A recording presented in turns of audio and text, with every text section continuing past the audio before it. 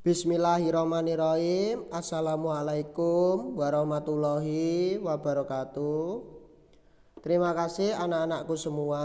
Kembali lagi bersama Bapak Awang selaku wali kelas 6. Di sini Bapak akan memberikan sedikit materi atau pembahasan lanjutan, yaitu tentang kehidupan sosial budaya masyarakat di Asia Tenggara. Sebelum kita menuju materi ini, Bapak akan sedikit menyapa anak-anak semua ya. Selamat pagi anak-anakku semua. Iya, alhamdulillah ya, sehat semua ya. Iya, terima kasih.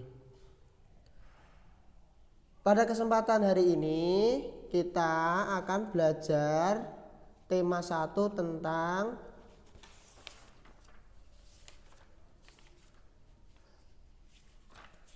selamatkan makhluk hidup, di mana kita berada di subtema 1 yaitu tentang tumbuhan sahabatku. Kemarin kita sudah membahas tentang perkembangbiakan tumbuhan. Sudah pahamkah anak-anakku tentang perkembangbiakan tumbuhan? Alhamdulillah. Memang murid-murid SD Islam Al-Hilal pintar, cerdas. Oke, selanjutnya di sini Bapak akan menjelaskan atau memberikan sedikit materi tentang kehidupan sosial budaya masyarakat di Asia Tenggara. Anak-anak bisa membuka buku paketnya Bupena 6A di halaman 7. Nah, anak-anak bisa buka ya. Dibuka dulu. Sambil anak-anak membuka bukunya, Pak Awang di sini akan menjelaskan ada beberapa negara di Asia Tenggara. Di gambar atau di PowerPoint ini anak-anak bisa lihat di sini ada Myanmar, ada Thailand, ada Kamboja, Singapura, Indonesia, negara kita terutama, ada Malaysia, Vietnam, Laos, Filipina, Brunei Darussalam, dan masih ada Timor Leste. Dan masih ada di sini masih belum tertulis yaitu Vietnam. Oh, Vietnam sudah ada ya. Yang belum ada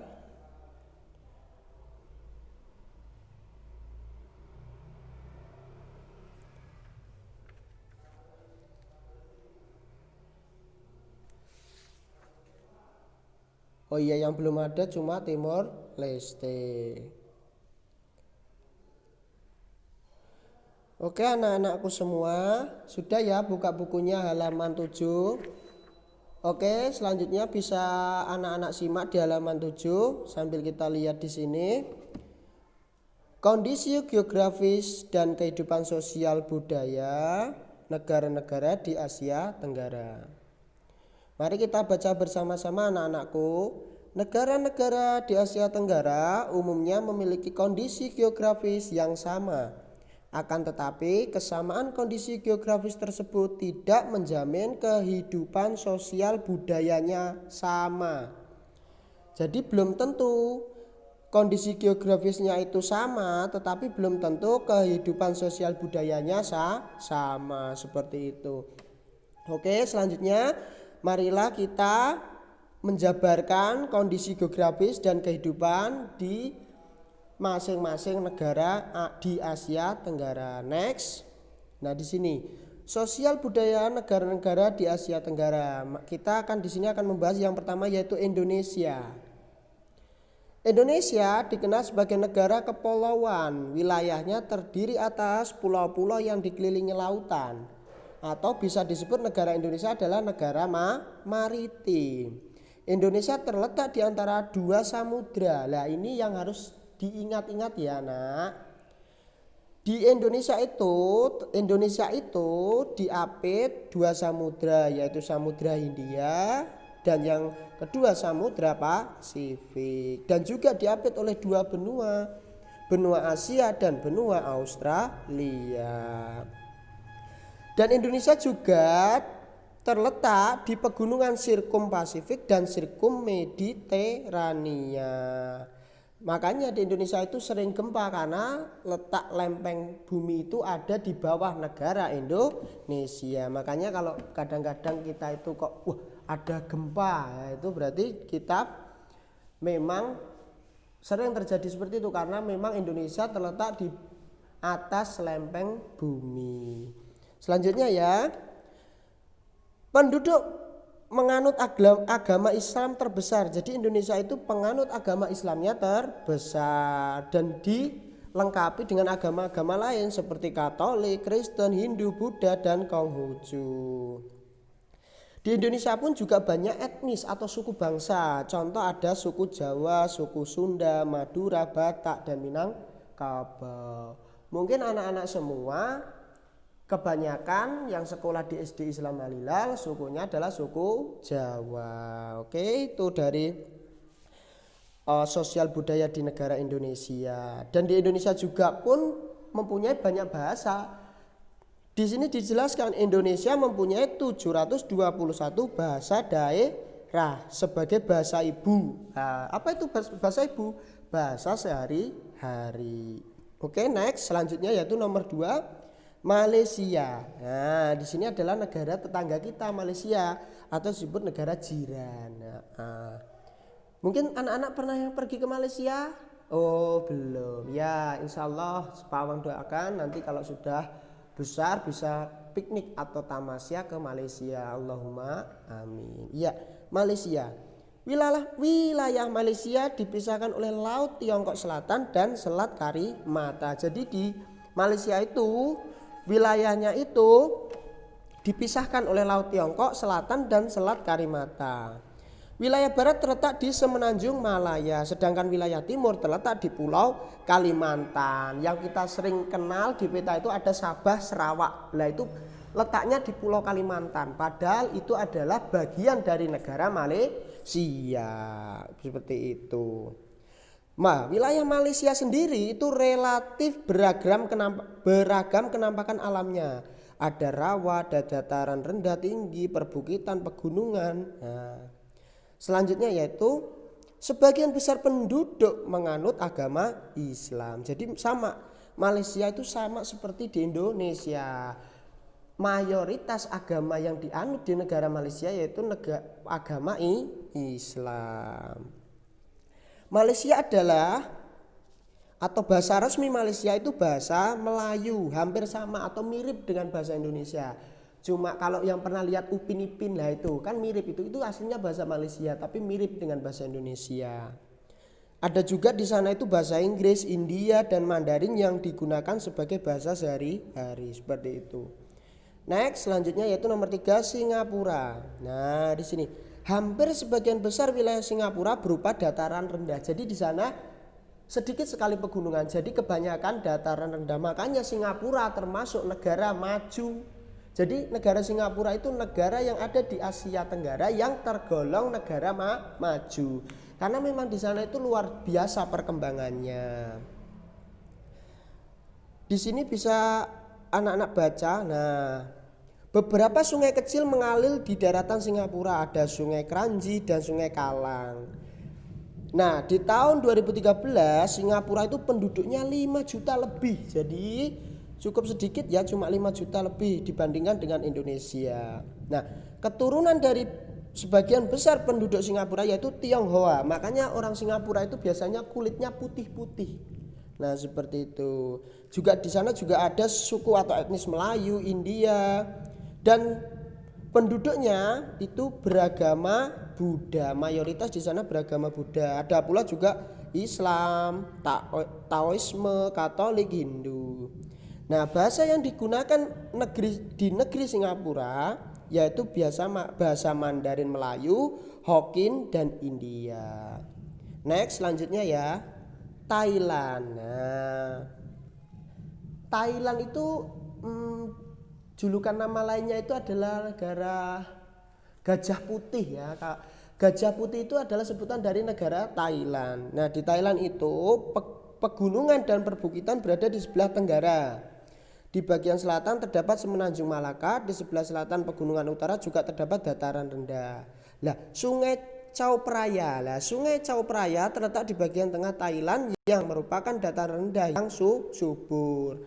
Jadi Sungai Chao Phraya itu merupakan aliran irigasi yang salah satu komponen penting yang membuat dataran rendah di Thailand itu subur. Selanjutnya yaitu sebagian besar penduduk merupakan etnis Thai. Sebagian besar masyarakat beragama Buddha, sama seperti ini tadi ya, Singapura juga Buddha. Di Thailand juga sebagian besar masyarakat beragama Buddha dan bahasa resminya adalah bahasa Thai. Oke, next ya, selanjutnya Filipina. Filipina. Sebagian wilayah terdiri atas rangkaian pegunungan sirkumfasifik. Itu Filipina. Dan membagi Filipina menjadi di dataran pantai barat dan timur yang sempit. Sungai di Filipina pendek berarus deras yang berkelok-kelok sehingga tidak dapat dilayari oleh manusia. Jadi Filipina ini negaranya hampir sama dengan negara Indonesia, jadi kepulauan. Jadi negara di Filipina itu bisa disebut sebagai juga negara maritim. Karena apa? Negaranya itu berbentuk pulau-pulau seperti kayak di Indonesia ini. Itu di Filipina. Dan jumlah penduduk di Filipina tahun 2016 itu banyak sekali ya. 102 juta lebih jiwa itu pada tahun 2016 yang terdiri atas etnis Tagalog, Ilocano, Cebuana, Hiligaynon, Ilogo, Bicol dan lain sebagainya. Nah, sebagian besar penduduk di Filipina itu beragama Katolik. Bahasa resminya adalah bahasa Tagalog dan bahasa Inggris. Nah, oke, selanjutnya ya, Brunei Darussalam.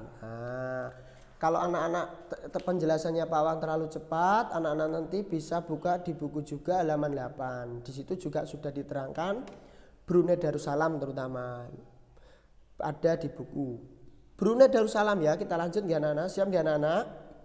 Sambil anak-anak membaca, menyimak. Brunei Darussalam. Seluruh daratan Brunei Darussalam dikelilingi oleh wilayah Sarawak atau Malaysia Timur.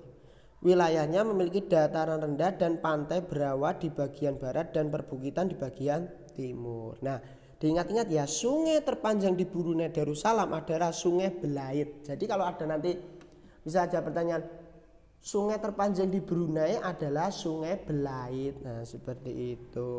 Dan etnis atau suku yang ada di Brunei Darussalam itu ada Melayu, Tionghoa dan sebagian suku Dayak.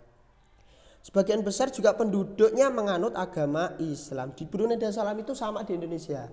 Mayoritas agamanya adalah agama Islam. Bahasa resminya bahasa Melayu dan bahasa Inggris dan Mandarin juga digunakan sebagai bahasa ibu atau bahasa sehari-hari. Next selanjutnya yaitu Vietnam.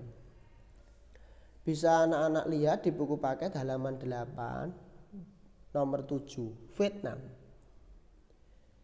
Keadaan alam Vietnam bervariasi, ada bukit, gunung, hutan lebat, dan dataran rendah.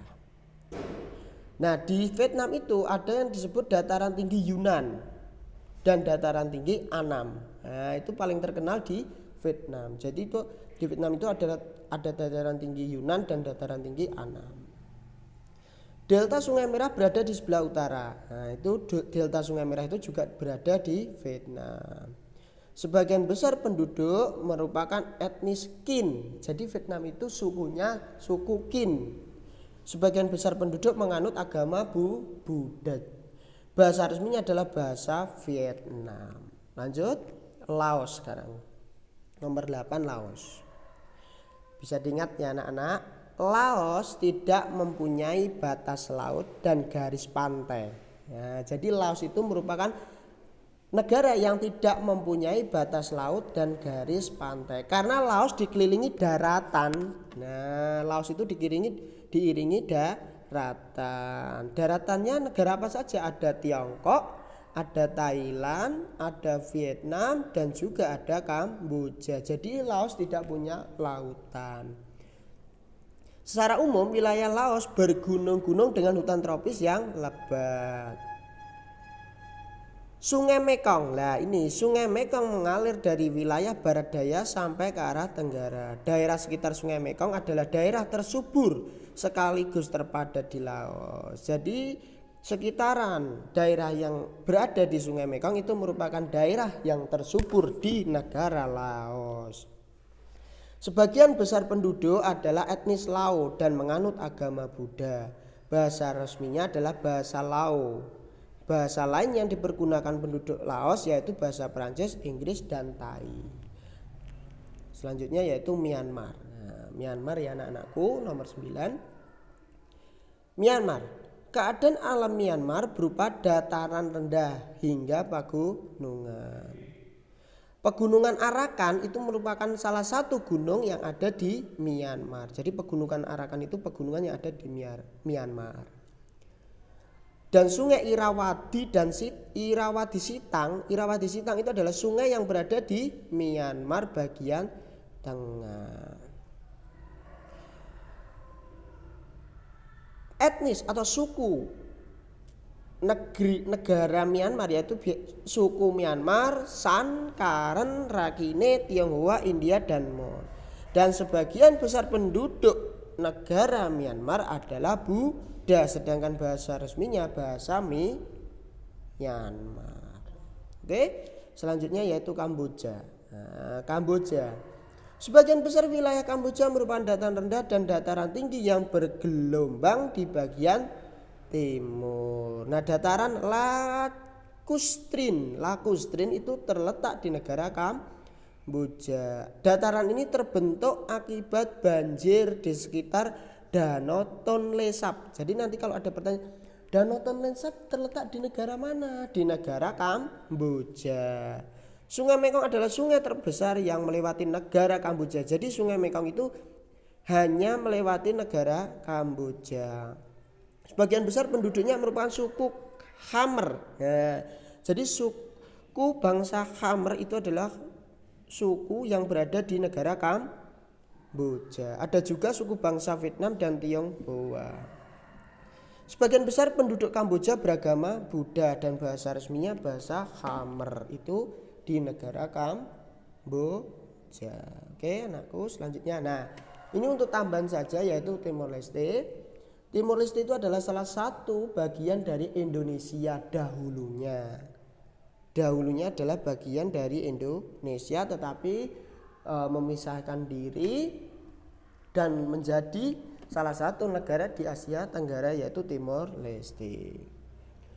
Jumlah penduduk Timor Leste pada tahun 2010 diperkirakan mencapai 1,2 juta. Nah, sedikit sekali ya. Penduduk Timor Leste terdiri atas suku bangsa Eastern Tuntum, Belu, Mambai, Damata, dan lain sebagainya. Dan kebanyakan mata pencaharian di negara Timor Leste yaitu petani dan nelayan. Dan budaya Timor sekarang. Di Timor, adat istiadat, kepercayaan, seni, kebiasaan yang dijalankan oleh masyarakat penghuni Pulau Timor dan pulau kecil yang rapat di sekitarnya, baik yang termasuk dalam Timor Barat maupun Timor Leste.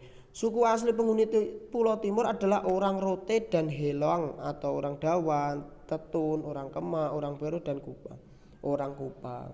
Jadi di sana itu di Timor Leste itu banyak sekali suku-suku yang hampir sama di daerah kita atau di negara Indonesia. Kepercayaan di negara Timor Leste. Nah, kepercayaan di negara Timor Leste itu dahulunya hampir seperti di Indonesia, menyembah makhluk halus ataupun dewa. Tapi berkembangnya zaman, kepercayaan tradisional orang Timor itu sekarang menjadi agama Kristen. Jadi dahulu itu orang Timor Leste itu percaya kepada dewa, makhluk halus. Dan di sana juga ada dewa tertinggi adalah Wisneno yang menciptakan alam semesta dan memeliharanya, Dewi Bumi, Brahma Wiswafu. Nah, akhir datangnya itu sebelum datangnya agama Kristen. Dahulu seperti itu kepercayaannya. Tapi dengan adanya berkembangnya zaman, masuklah agama Kristen ke negara Timor Leste. Seperti itu ya anak-anak. Itu sedikit penjelasan dari Pak Awang, kurang lebihnya seperti itu. Dipelajari lagi buku paketnya. Terus anak-anak juga bisa buka buku paket halaman 19. Di situ juga ada pemanfaat kondisi geografis di Asia Tenggara. Oke, selanjutnya yaitu adalah di sini adalah contoh persamaan dan perbedaan dua negara. Jadi nanti Pak Awang berikan tugas kalian, nanti bisa difoto tugasnya terus dikirimkan ke link yang Pak Awang nanti kirim. Tugasnya nanti seperti ini, nanti tidak boleh sama seperti ini ya anak-anakku, jadi harus beda. Jadi dari 11 negara di Asia Tenggara tadi nanti anak-anak bisa memilih 2. Nah, nanti pertanyaannya nanti membuatnya seperti ini. Jadi di sini misal contoh Pak Awang milih Thailand dan Indonesia. Di sini nanti ada lingkaran merah, di sini ada lingkaran biru. Anak-anak nanti boleh di sini ya nggak usah pakai merah, nggak usah pakai biru boleh, asalkan nanti seperti ini lingkarannya. Nah di sini ini nanti ini ciri-ciri atau bentuk negara Thailand. Nah di sini Indonesia. Lah di tengah-tengahnya ini persamaan antara Thailand dan Indonesia. Maksudnya paham ya? Tak ulangi sekali lagi. Jadi nanti ada tugas, nanti tidak boleh seperti ini ya, harus beda negara, harus beda contoh, milih dari 11 negara tadi boleh. Nah, ini nanti kalian tulis misalnya kalau contohnya Pak Awang, di sini Pak Awang tulis Thailand. Oh, Thailand dan Indonesia. Lah Pak Awang cari Thailand itu apa saja di sana. Oh, Thailand itu satu-satunya negara di Asia Tenggara yang tidak pernah dijajah bangsa Eropa. Terus di sini bentuk pemerintahnya kerajaan. Raja sebagai kepala negara, Perdana Menteri sebagai kepala pemerintahan. Misalnya Thailand tadi misalnya gini, Sungai Chao Phraya terletak di bagian tengah Thailand. Seperti itu misalnya bahasa resmi Thailand adalah bahasa Thai. Nah, itu boleh ditulis di sini. Terus di sini juga sama, misalnya di Indonesia. Misalnya di Indonesia mempunyai 721 bahasa daerah seperti itu. Misalnya benua Asia dan Indonesia diapit 2 benua Asia dan Australia. Nah persamaannya ini Indonesia dan Thailand satu rumpun Melayu. Jadi sama-sama rumpunnya Melayu, memiliki tradisi minum teh. Negara pendiri ASEAN, memiliki keragaman tarian. Jadi ini persamaannya antara negara Thailand dan negara Indonesia seperti itu. Nah, paham ya anak-anak? Nanti tugasnya anak-anak tak suruh membuat seperti ini, tapi selain Thailand dengan Indonesia. Boleh Filipina dengan Laos, boleh Vietnam dengan Kamboja, boleh Myanmar dengan Indonesia, boleh Malaysia dengan Singapura dan lain sebagainya. Paham ya anak-anakku? Iya, bagus. Selanjutnya yaitu kehidupan sosial masyarakat ASEAN. Contoh, kehidupan sosial masyarakat di Asia Tenggara itu apa saja toh Pak? Nah, jadi contoh, ini pengetahuan saja ya anak-anakku. Indonesia, nah misalnya Indonesia itu ibu kotanya Jakarta. Nah, ingat-ingat ya anakku, Indonesia itu ibu kotanya Jakarta. Lah kehidupan sosialnya itu apa saja Pak? Banyak. Sebagai contoh misalnya Indonesia itu merupakan tempat pariwisata yang sangat banyak. Jadi Indonesia itu dimanfaatkan sebagai tempat pariwisata. Jadi kehidupan sosialnya di sana itu apa? Ya sebagai misalnya biro jasa pariwisata, dan misalnya Indonesia lagi sebagai hasil tambang seperti batu bara dan minyak bumi. Jadi di Indonesia itu juga sebagai besar kehidupan sosialnya itu sebagai apa? Bertani, penambang, berkebun dan lain sebagainya. Itu di Indonesia. Misalnya lagi Indonesia banyak sekali pemanen atau tukang panen karet atau getah karet. Nah, itu kan juga berada di Indonesia. Jadi itu kehidupan sosial masyarakat di Indonesia. Contoh lagi, masih banyak lagi ya di Indonesia. Contohnya kelautan lah. Indonesia itu kan negara maritim, berarti kebanyakan warga Indonesia atau penduduk Indonesia itu sebagai nelayan. Oke, next Malaysia. Nah, Malaysia itu ibu kotanya yaitu Kuala Lumpur. Nah, di Malaysia apa saja Pak kehidupan sosialnya? Banyak, di sana juga ada nelayan karena ada juga perkebunan, perhutani karena hutannya yang luas, komoditas ekspor, kilang minyak di Kuala Trengganu dan timah di Perak dan masih banyak lagi. Selanjutnya Singapura, ibu kotanya juga Singapura. Di Singapura sendiri apa usahanya? Hidroponik, ya, usaha menanam hidroponik. Juga peternakan unggas itu di Singapura.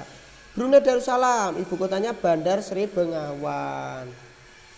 Kalau Brunei Darussalam apa Pak? Ya Brunei Darussalam sama, ada penyimpanan minyak bumi. Jadi di sana itu juga banyak penambang, juga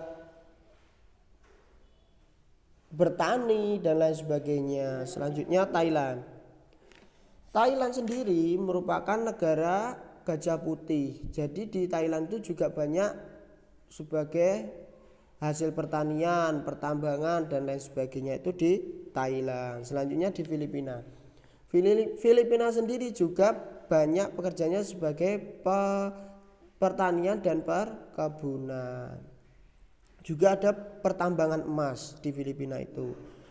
Dan Filipina ibu kotanya yaitu Manila. Selanjutnya yaitu Kamboja. Kamboja ibu kotanya Phnom Penh. Kamboja sendiri kehidupan sosialnya apa Pak?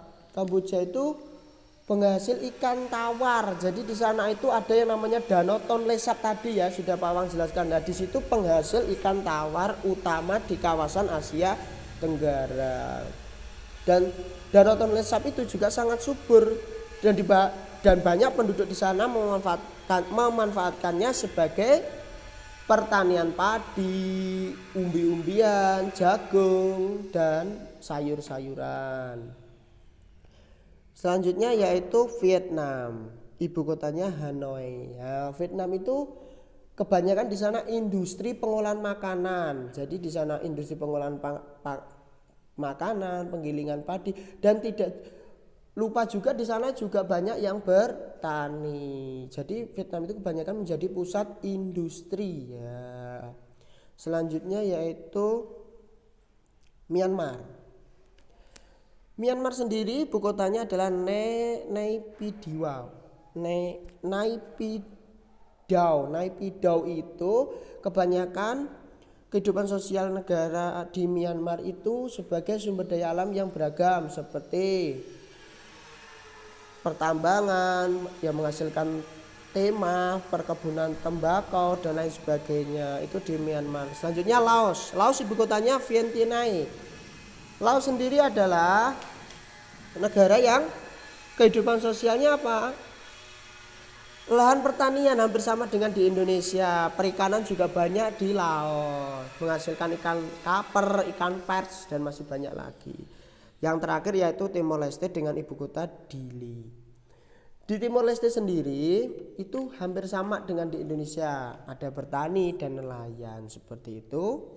Itu adalah dari 11 kehidupan sosial masyarakat di Asia Tenggara. Jadi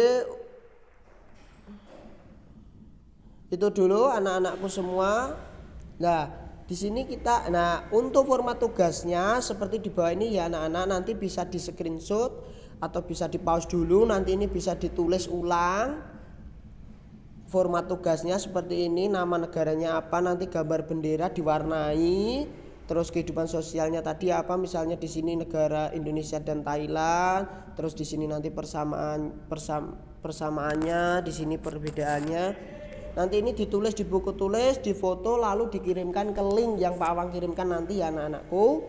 Paham ke sampai sini? Diulang ini nanti di screenshot, ditulis kembali, terus dijawab di buku tulis, nanti difoto dikirimkan di link yang Pak Awang kirimkan nanti. Lah itu dulu anak-anakku, terima kasih atas perhatiannya. Jika ada yang belum paham, nanti bisa WA Pak Awang. secara pribadi. Misalnya Pak saya belum paham ini Pak gimana Pak, nanti bisa Pak WA Pawang. Jadi jangan takut WA, jangan malu WA. Sekian dari Pawang ya anak-anakku, terima kasih, tetap semangat walaupun kita belum bertatap muka. Terima kasih SD Islam Al-Hilal Jaya. Tetap semangat, tetap jaga kesehatan. Wassalamualaikum warahmatullahi wabarakatuh. See you, sampai jumpa besok kembali. Terima kasih anak-anakku semua.